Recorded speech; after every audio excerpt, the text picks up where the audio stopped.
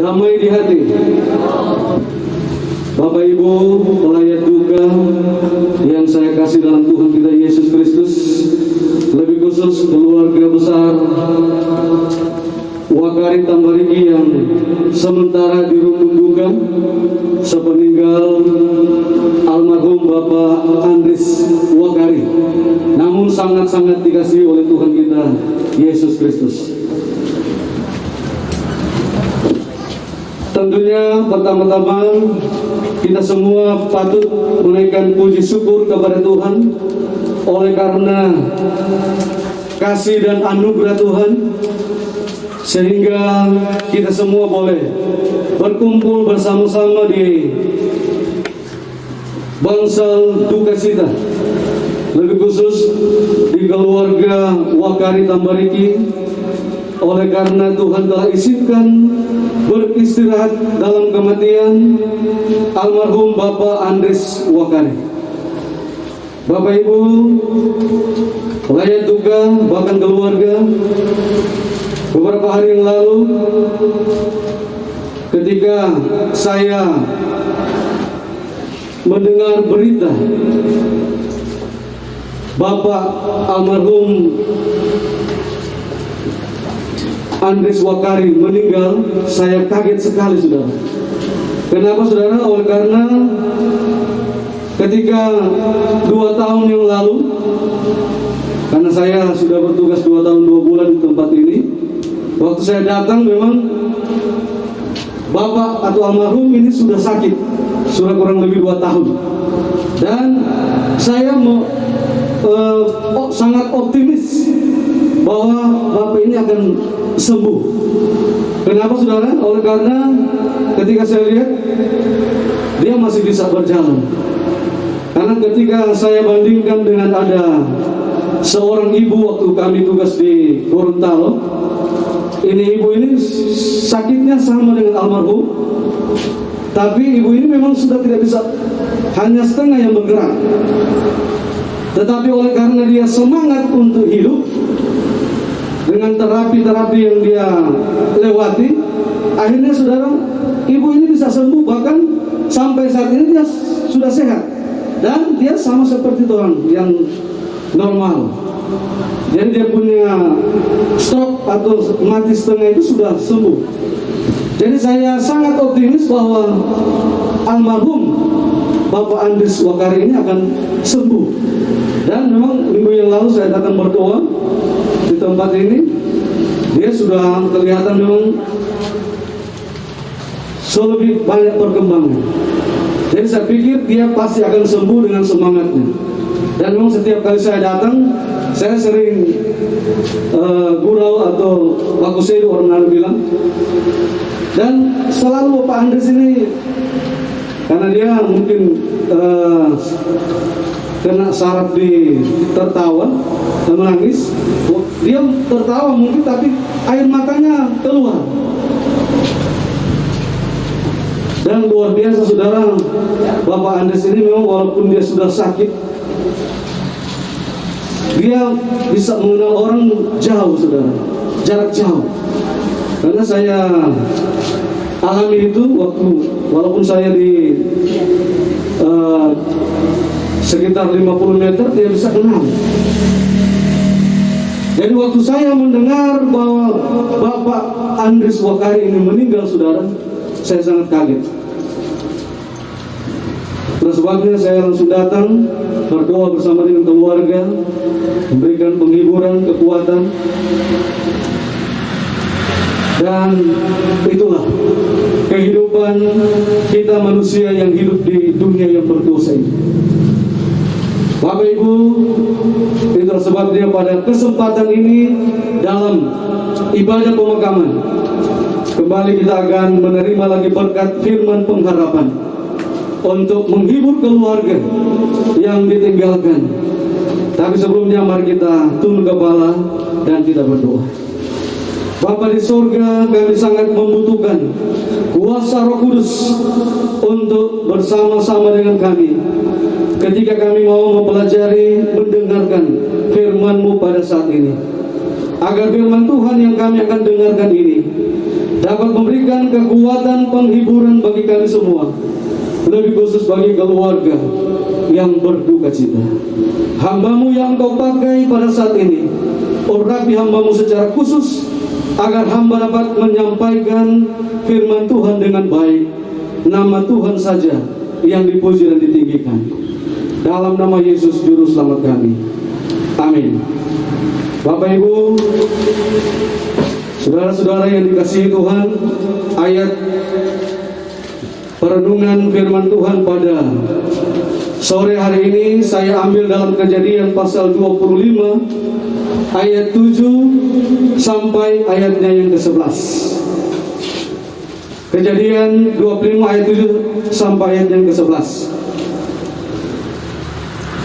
Di sana judul perikopnya adalah kematian Abraham. Saudara-saudara, kematian bukanlah peristiwa yang baru, atau kematian bukanlah sesuatu yang asing bagi kita umat manusia yang tinggal di dunia yang berdosa ini. Namun saudara, walaupun kematian itu sudah biasa terjadi, banyak orangnya apa? Banyak orang yang masih merasa takut, masih merasa khawatir dengan namanya kematian. Itulah sebabnya saudara, ada banyak orang yang berusaha untuk menghindari dari kematian itu. Berbagai cara, bermacam-macam cara mereka lakukan agar mereka boleh terhindar dari yang namanya kematian, saudara. Tapi seperti yang sudah disampaikan tadi dalam sambutan oleh Roh Tua, memang kematian itu datang kapan saja, saudara, dan tidak pandang bulu, tidak memandang siapa kita, orang kaya kah, miskin, punya jabatan dan lain sebagainya. Ketika kematian itu datang, kita tidak bisa menolak, saudara. Itu sebabnya, saudara, luar biasa rancangan Tuhan. Dia sengaja tidak memberitahukan kematian itu. Kita tahu kapan kita akan meninggal. Sengaja Tuhan tidak memberitahukan kepada kita kapan kita akan mengalami yang namanya kematian.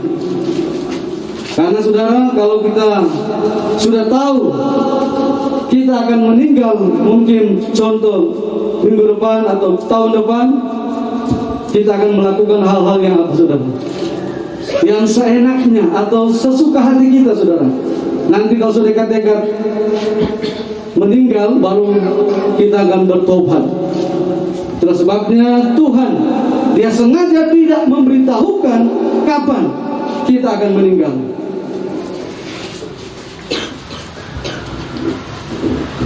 Bapak Ibu, itulah sebabnya ketika kita ketambahan umur, ketambahan usia kita, wajar kita harus mengucap syukur kepada Tuhan.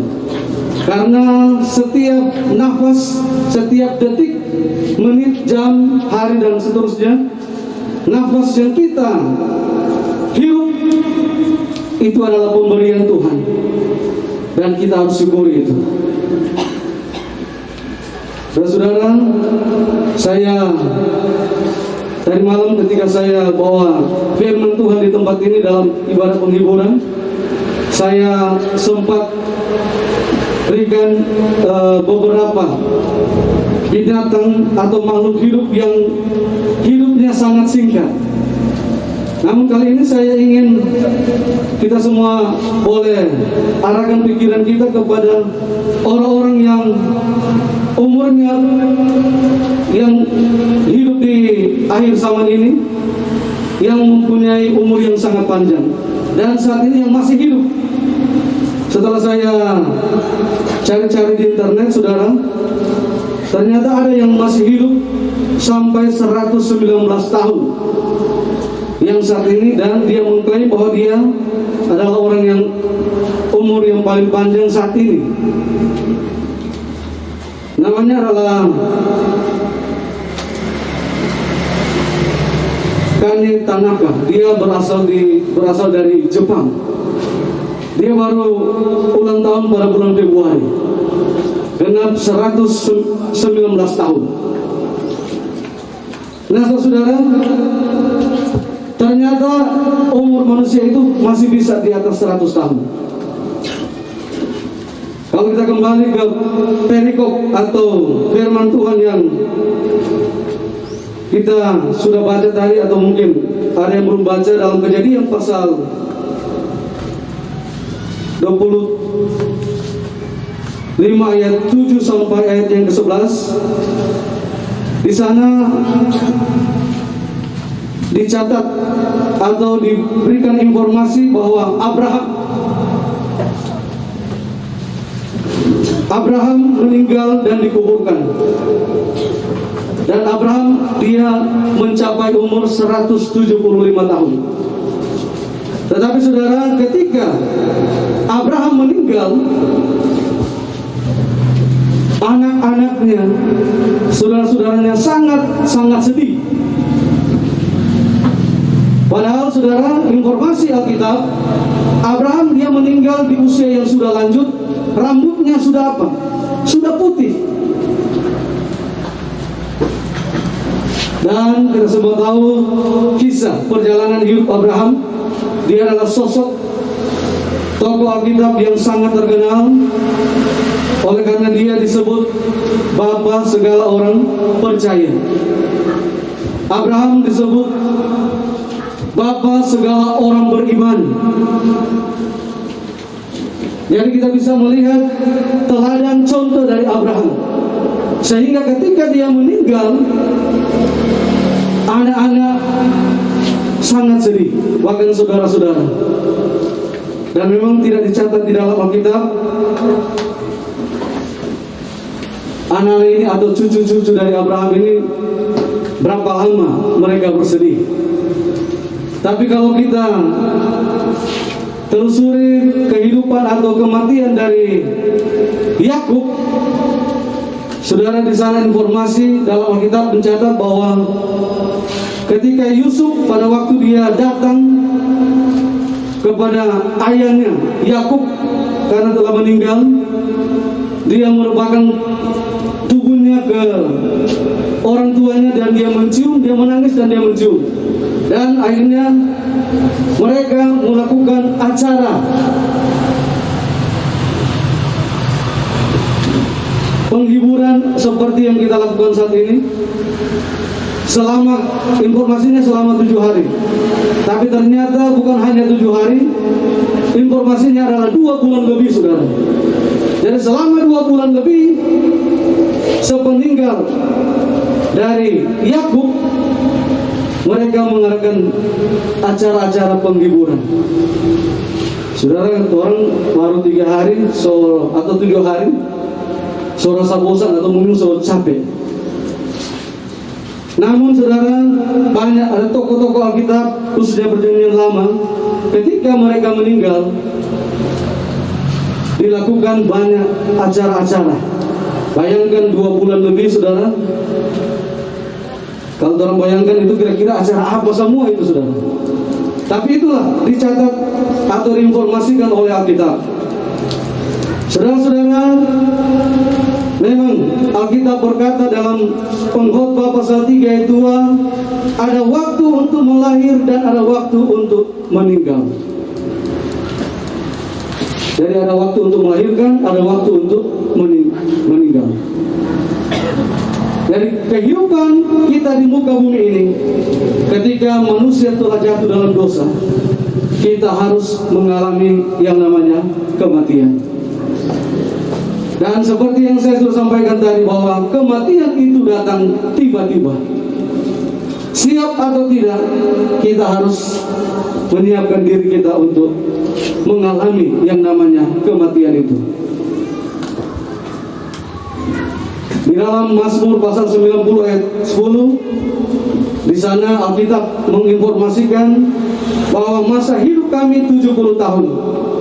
Dan jika kami kuat 80 tahun.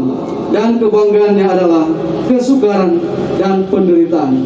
sebab berlalunya buru-buru dan kami melayang lenyap.